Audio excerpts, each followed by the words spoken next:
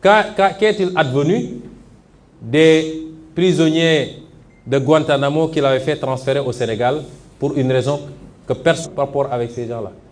Nous ne sommes pas mêlés ni de près ni de loin à ces questions de terrorisme.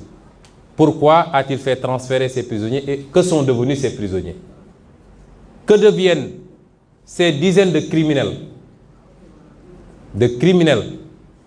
Je parle de crimes de sang, qu'il fait libérer à l'occasion de chaque fête profitant des grâces présidentielles et qui seraient recyclés dans des entreprises pour préparer des attaques ou à son régime. Et l'exemple de ces nervis ne rassure pas. Mais la question également qu'il faut se poser, c'est quels sont les objectifs visés par tout ça? Les objectifs visés, c'est de perpétuer un système unique, un système contre le peuple sénégalais, qui dure depuis 60 ans ou même plus, qui dure, j'allais dire même depuis l'esclavage jusqu'à la colonisation.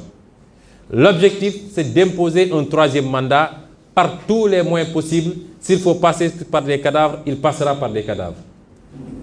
L'objectif, c'est de museler l'opposition. Toute opposition, citoyenne comme politique. L'objectif, c'est de classer des partis politiques dans le registre de partis terroristes pour pouvoir les dissoudre et emprisonner leurs leaders. Désigner tous ceux qui se battent pour des causes considérées comme contraires aux valeurs qu'on veut nous imposer, les désigner comme des terroristes ou appartenant à des organisations terroristes. Je veux dire par là que si, par exemple, dans le cadre de la lutte contre l'homosexualité au Sénégal, des Sénégalais se constituent pour dire nous ne sommes pas d'accord, et que cela va à l'encontre de la tendance mondiale, des milliards sont injectés dans cela.